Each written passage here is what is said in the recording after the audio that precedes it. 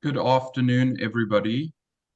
We apologize for the delayed start. We have been experiencing a couple of difficulties, but we have a really interesting conversation with really two great speakers here today. Today, we're going to be speaking about a really important topic, which is men's mental health, and looking more specifically at what it is like to struggle with depression from a man's perspective. So today we are joined by two of SADAG's incredible support group leaders, Jonathan Govender, who hosts the Men's Grief and Bereavement Support Group, and Clive Dorrington, who hosts a depression, panic, and bipolar support group. So welcome, Clive and Jonathan. Thank you for being here. Thank you. So, Clive and Jonathan, we know that mental health is a subject that is becoming increasingly more visible, and with that, one of the sort of sub themes of that is men's mental health. And we know that men's mental health is often stigmatized. There are various issues around why men find it difficult to acknowledge their mental health or their mental health struggles. And even come forward and being willing to be vulnerable and to speak about that. So I'm looking really forward to unpacking some of these issues with you guys. So the first question I have is, why do you guys feel it is important to create awareness around men's mental health? And Jonathan, I'll start with you, and then Clive, you can also give your thoughts. I think men's mental health needs to come to the fore, and we need to open discussion and dialogue about men's mental health because it's something that has been neglected and stigmatized for far too long, where it has led to men engaging in various maladaptive kinds of behaviors, that Yeah. has either distanced them from their families or distanced them from their place of work or even distance them from the roles that they would normally play in society. And I think focusing on those things, the non-tangibles, that I would call it, that you can't really go out there and do an assessment very quickly and get a diagnosis, something that is not really exposed on the outside. Like, you'd be able to see if a person has got a flu or a runny nose, but you can't really say if a person is got a mental illness. And I think it's important to understand that men, like women and any other person, right, would experience mental health challenges, and that's why we need to bring that to the fore. Absolutely. And Clive, what are your thoughts around the importance of creating awareness around men's mental health? No, I completely agree with Jonathan. Just to acknowledge that men are not immune to suffering from poor mental health, and it's important to be aware of that, to get help, because in extreme cases we can lead to harming ourselves and others and falling into destructive coping habits. And that's why I think awareness can lead to prevention rather than, Absolutely. yeah. Yeah, I think you both touched on some like really important points in that, the fact is that men are as susceptible to mental health struggles as any other gender, and if they're not in a position where they feel like they can acknowledge it, it means that they can't even begin to treat it or try and resolve it. And I think a lot of the issues that we face, globally, but more specifically locally, in terms of violence, domestic abuse, alcohol abuse, a lot of that could probably be attributed to the fact that, men often feel like they don't have the space to be vulnerable and be open, and so they're dealing with that turmoil internally, and unfortunately, that's often um, manifested in these more violent tendencies that we see. So I think that's a really huge part of why it's so important for us to destigmatize this topic. So one of the common conditions that people experience, one of the mental health conditions people experience is depression. Um, and we know that depression can sometimes look different in men than it does in women. So, what are some of the symptoms that men could look out for that might not initially seem like it's depression because we think of depression as, feeling extremely low, um, feeling emotional, perhaps crying a lot. So what are some of the other symptoms that men might specifically experience? Jonathan, you can start again. It's important to note that depression is an illness, and it's an illness like any other illness that affects one's mind, body, and thoughts. And if it's affecting one's mind, body, and thoughts, it's going to affect how we are perceived in various social contexts that we present ourselves in as men. And those people that we are interacting with will be responding to us based on how we present ourselves. So if we are presenting ourselves in a way that is, like you mentioned, low mood, characterized by low mood, right? People are going to say, should I really be around this person? Do I want to gravitate towards this person, or do I want to alienate myself from such a person? And it's important to note that men respond to triggers differently, in that Mm, they could engage, like I mentioned, maladaptive behaviors, right? Turning to substance abuse, right? To yeah. try to deal with those emotions, those low moods, right?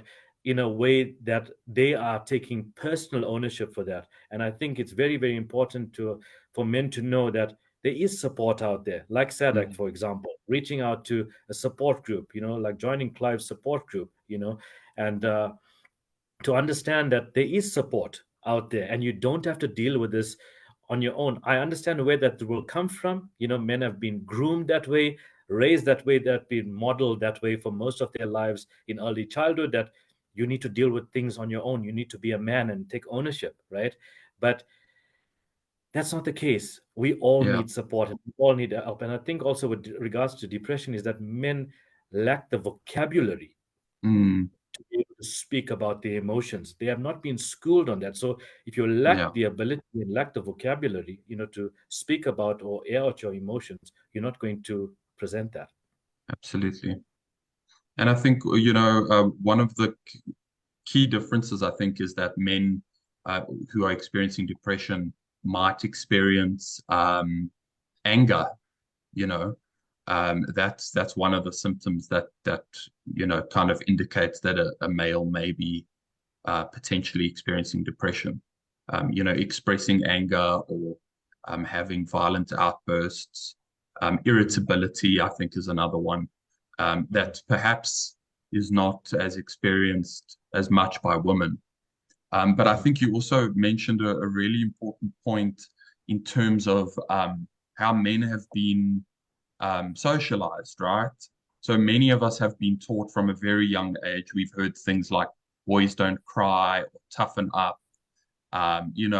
It's often understood that as a man, you're not supposed to show your emotions or talk about your feelings. So, Clive, I'll start with you. How do we encourage young men to feel more comfortable with expressing their emotions and talking about their feelings?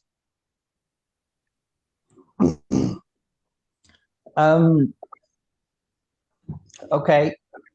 I think, as Jonathan mentioned, it's a word that or phrase that I've also used.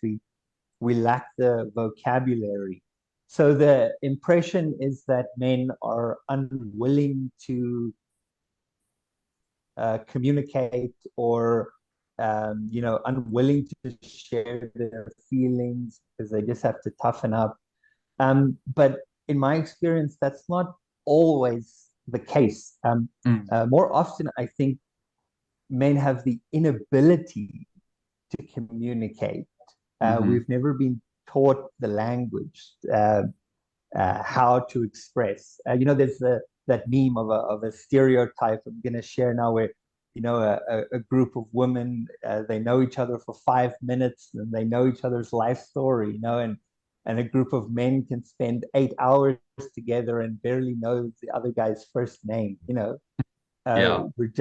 We're just not equipped to share. And so I think um, how we can make it more understandable is to take a big step in equipping men with the tools to communicate, and Yeah. perhaps it's not a unwillingness, but rather an inability. Absolutely. And I think that speaks back to the way that we've kind of been socialized. If you've been taught from a young age that, expression or overexpression of emotions is not manly, then you wouldn't have built up that skill set, right? And it's sort of a self-perpetuating cycle. So I think even having conversations like this, helping men to understand that actually it's normal and okay for you to have the feelings that you have, and actually it's fine to start to express what you feel, I think is a good step in the right direction. Jonathan, do you have anything you want to add there? Yeah, I liked what you mentioned about anger, Wes, and the Yeah, fact that it's an expression of an emotion, and why it's found to be prevalent amongst men is because it ties in so closely to the gender stereotype of dominance, right? yeah, So it's driving that narrative. That's why men feel, okay, there's an acceptable kind of emotion, so let me use it, and let me go in yeah, that direction. I don't want to be sad. I don't want to come across as being vulnerable because, like Clive echoed, I don't know how to communicate that, right? I've yeah, been told that that's a sign of weakness. It's not gelling with the narrative. It's not, absolutely. gelling with the paradigm that I'm raised with, and not, gelling with that. So that's why we find that men are more aggressive, Mm, and they feel more free to express anger. It is an emotion. It's not that they don't have, the ability, I think, to express. Is just that what seems to be closer to the way I was raised and more yeah, acceptable, that will advance my masculinity. If something is going to challenge my masculinity, I'm not going to do that. I'm not going to be sad. I'm not going to cry. I'm not going to do that. But absolutely. I think we need a lot of work needs and advocacy needs Yeah, to happen with helping men with the vocabulary, because we yeah, don't have it. We really don't yeah, have it. absolutely. I think that's an excellent point that you raise is, instead of, because we've been taught that, expressing our emotions in perhaps healthier ways is not acceptable and not manly. It absolutely makes sense that then we would channel those feelings that are there, right, and need to come out in anger, which again, as you mentioned, seems like it's reinforcing your masculinity, but essentially can end up really causing a lot of problems for you. So I think, the more that we we kind of have these conversations and get men to understand that actually you don't have to only express yourself in anger, but you can cry, you can talk about what you're feeling, that might be a first step towards kind of letting go of that instinct to react Mhm. in anger and to express those feelings in a potentially healthier way. So thank you so much for that insight. And I think another, we've sort of touched on this, but it comes back to stigma, right? There's a stigma around mental health in general, but I think even more so where with regards to men's mental health, everything we've been talking about comes back to stigma. So, what are some of the ways that we can start to chip away at the stigma? Clive, if you could give us some thoughts on that. Um, yeah, I think um, a stigma, I think, that affects men uniquely with depression, in that one of the lesser known symptoms is a lower sex drive. Mm. And even medication compounds that. Erectile dysfunction is a common side Yeah. effect of most depression medication. And for some reason, societal stereotypes says that a man's, I don't know, value to a husband or boyfriend or partner is somehow connected to that. And when it comes to shame and stigma, unfortunately, um, the blame is put on the man. Um, so uh, unjustly so, of course. So I think even having conversations as, I guess, gritty or as practical as that, like, okay, this a problem. These are the ways it's affecting my life. I need a step-by-step thing to address this. How am I going to live with the side effect that it's Mm. affecting me in a big way, and my wife, my partner? How do um, how do I where do we meet in the middle? How can I live with it? How can I alleviate that? So I think it's having practical conversations, not just the broad umbrella, but dealing with day-to-day Yeah. challenges of depression. Yeah. That's a great point. And I think it comes back to, making men feel comfortable with firstly opening up about what they're going through, right? Because there's so much shame attached to something like a lowered libido or erectile dysfunction that men don't want to share with anyone really. And I would imagine that if men felt like there was a space to talk to other men about their experiences, they would realize actually there's a lot more people, a lot more men that are experiencing the same things that I am, and that would help to break down that stigma, and pull you out of that isolation. Um, so again, it comes down to having these sort of can be uncomfortable conversations, but just knowing that you are not alone in what you are experiencing. A lot of what you are experiencing is normal, and feeling comfortable to talk to others about their experiences. Um, can lead to a lot of relief. Um, Jonathan, did you have any thoughts on that?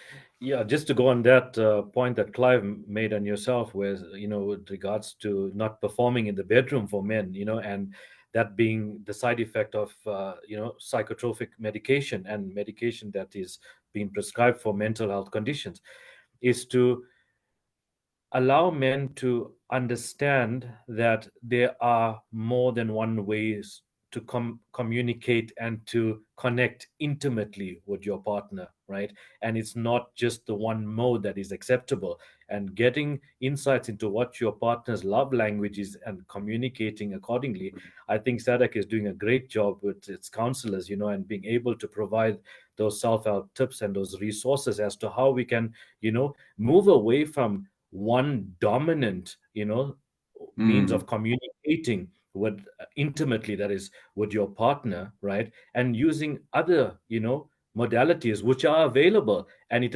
achieves the same sort of you know goal. So I think exploring those, and again educating men that this is not the only way that you can communicate with your partner or connect with your partner. There are other modalities, and those modalities are absolutely fine, absolutely.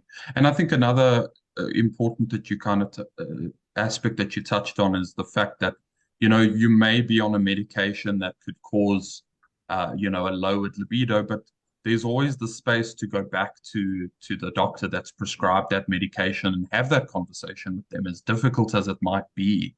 You know, they could put you on other medications that may not have that side effect. And often they would they want you to tell them if that's a side effect that you're experiencing, because it is a big part of life as an adult.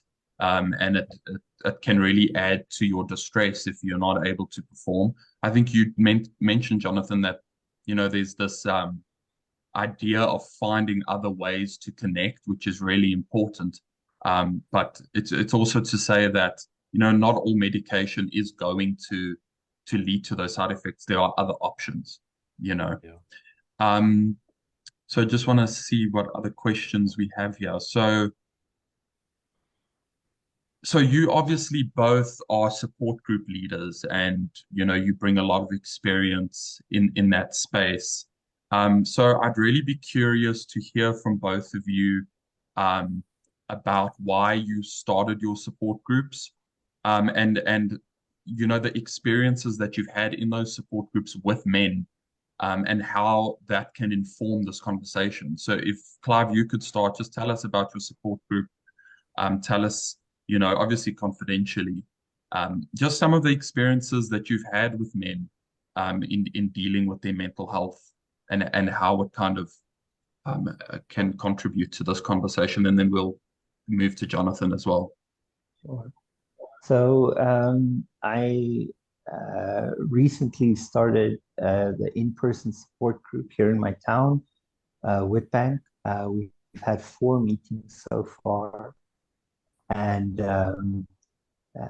as to, I think, prove the point of the need of this, I've not had any men attend the support group. It's I do do counseling as well, and in my one-on-one counseling with men. It really is the vocabulary issue. I don't have a space to share. I don't have anyone that can hear me out. Yeah. That's been the biggest thing.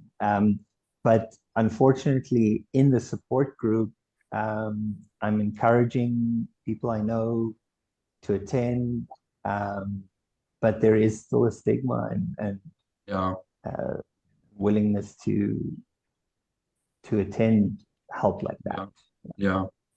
And I speak, it's interesting because that's just a very real example of the issue. We see it as well at SADAG. A majority of the people who reach out are female, a vast majority are female. The mental health space, specifically counselors and psychologists, is a space that is mostly made up of women. So I think another important aspect is having men in those roles, who can relate to other men as well, and create that space where men feel comfortable to open up, which they may not always feel. Not to say it's always the case, but they may not always feel like that they could open up to a female, for instance. And Jonathan, could you tell us a little bit about your support group? Because I know you have a men's grief and bereavement support group specifically. Mm-hmm. So my primary motivation for starting the support group was to create a safe space for men to be able to go through that process of grief. That is a very relevant experience to the human experience, that we all going to lose someone, and it's something that needs to be attended to. And accompanying that grief process, there are symptoms of grief, there are symptoms of anger, like you mentioned, symptoms of denial, symptoms of bargaining, and many don't know how to deal with that, because going back to modeling in childhood and what they have been taught, they don't know how to deal with that. They have Yeah. been taught that they need to just get over it and move on with their life because it's part of life. That's what they are told. And I've invited members of my support group to join this live session, and I hope that they are here.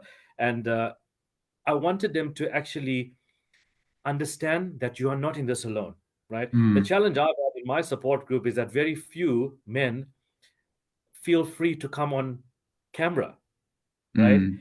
sometimes you could hear them, sobbing on the other hand, and it's because for men to emote publicly, it's so frowned upon. And what I'm trying to foster in my group is to try to foster and change the mindset and change the posturing around vulnerability. And Yeah. vulnerability is not a weakness. Vulnerability is that I am making a choice as a man to reach out for help, right? Yeah. Yes, I choose, right, that I'm vulnerable. It's a choice. It's not something that you are pushed in a corner with no, kind of, you know, s- idea as to what to do. So the vulnerability, I'm trying to change that, Mm. with the group and together with the rest of the guys as well. Many have used some of the ideas we have spoken about, like dealing with anger, for example. There's someone in our group that has said that they have joined a group since we spoke about that, not a group, they have joined the gym, right? Yeah. And they're joining a Zumba class, and they are using it for constructive ways. That is, they have seen, positive results in their mental health and with how they have been dealing with the grief. There's some Absolutely. people in the group that have started planting trees in Mm. memory of the person that they have lost, and they have yeah, given us some positive feedback on that. So Yeah. hopefully as time goes, it's going to take a lot of work. You can't change years and years of No, grooming and societal norms in just a few sessions. Not going to happen. absolutely. Yeah.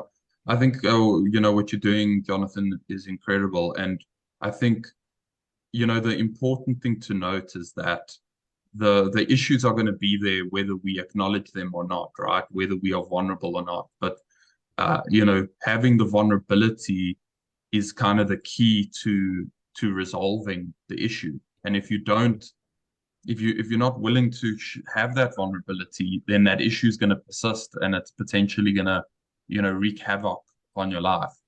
And so, in Yeah. fact, vulnerability takes great strength, Mhm. right? It actually takes strength in a society that has raised us to believe that we shouldn't show emotions that do exist. Vulnerability is a sign of strength. To be Mhm. willing to be secure in your masculinity and to still be vulnerable actually is a strength, Mhm. and to being willing to face the issues that you have, Mhm. and to take those positive steps is actually great strength. Mhm. So thank you so much for that. So if a person notices, if a man notices that his mental health is in decline, if he's identified some of the things that we've discussed here, what are some of the ways that they can reach out to get help? How would they be able to navigate? Okay, they're ready to deal with, they're ready to be vulnerable. What are some of the resources and ways that they can reach out? Jonathan, we can start with you. So the first thing I would suggest is to get onto the SADAG website, sadag.org, and there's a depression screening test on the homepage that you can take that, and look up various resources that we've got there on various topics, mental health related. Calling any one of our helplines, one of them being 0800 456 789, or the suicide helpline 0800 567 567. If you're not comfortable talking, no problem. We've got a WhatsApp platform as well. You can reach us there on 076 8822 775, or even the substance abuse WhatsApp line, which is 087 163 2025. So there are a few resources that is available. I've just mentioned two of the helplines or 24-hour helplines that are running. You can go onto the website for more ways to connect with the SADC team and the counselors. Yeah. Absolutely. Thank you so much. Clive, do you have anything to add, or do you feel Jonathan has covered it? He covered it. SADC is a great grassroots source of uh, for direction, for information.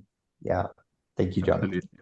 Absolutely. And I think the important thing that you raised, Jonathan, is, if you look at an organization like SADAG, is there are so many different ways of reaching out. So if you're a man who's not comfortable yet speaking on the phone, there's the WhatsApp line, there's the website which has resources.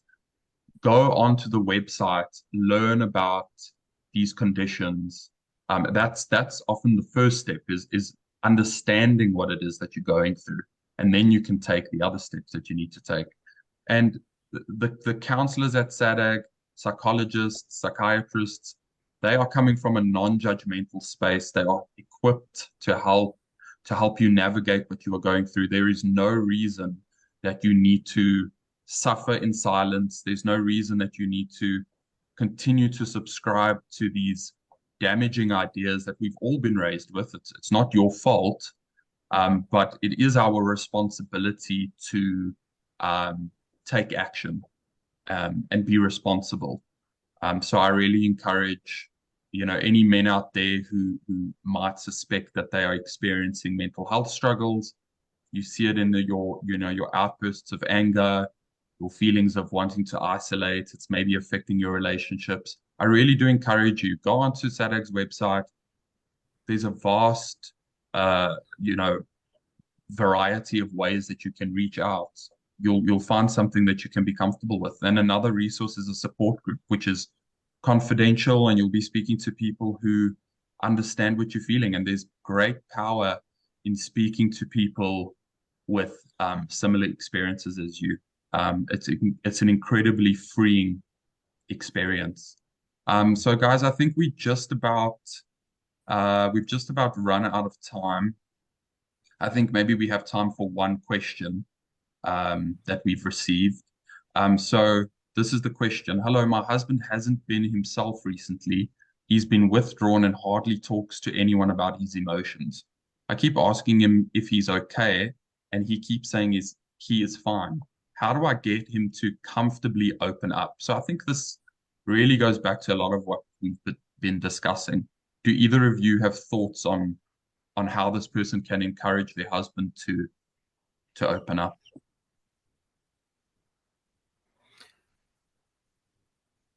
I think a great way to open up would be to start journaling, the activity of journaling, right? Getting to a position where I want to be comfortable with what it is that I'm dealing with first before I can have that comfort of sharing it with an absolute stranger, or even sharing it with my partner, right?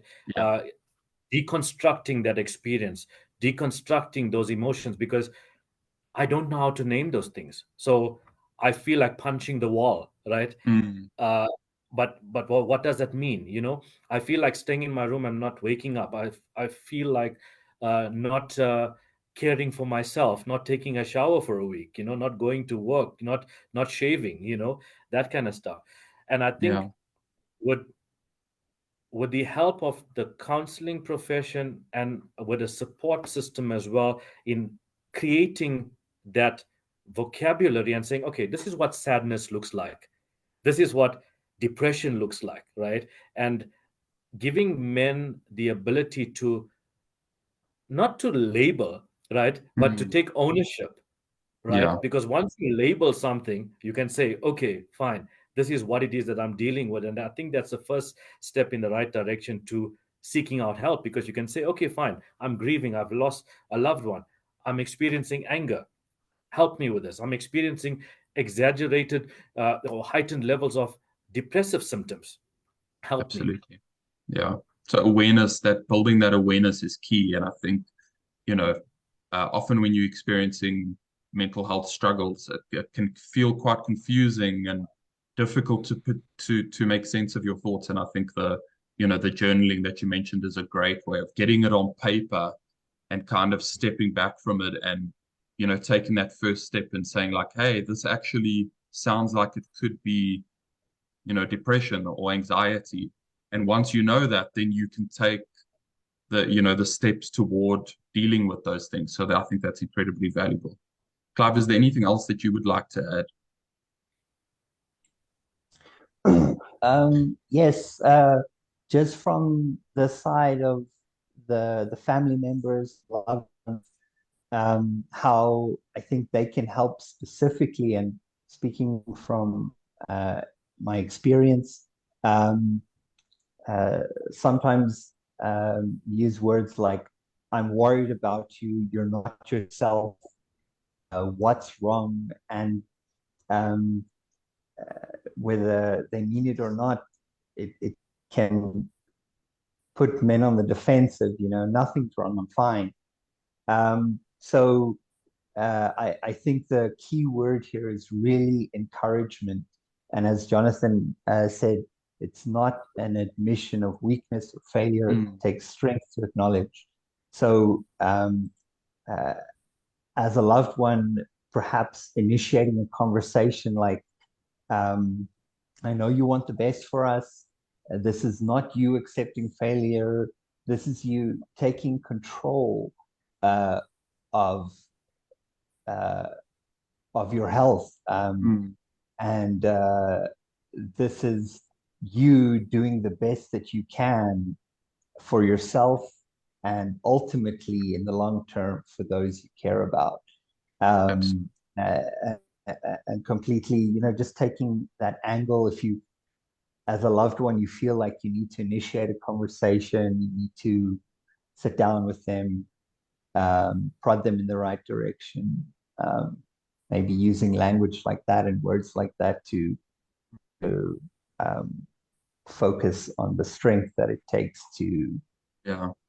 yeah. Yeah, I think that's a really incredible point that you made. Thank you so much. Well, guys, we have run out of time. I just want to thank you so much for having this really important and candid conversation. I think we need to be having a lot more of these discussions. So thank you so much for joining us, and thank you to all the viewers out there for joining us. I hope that that was valuable to you, and please join us again next week. Thanks, everyone. Have a great weekend.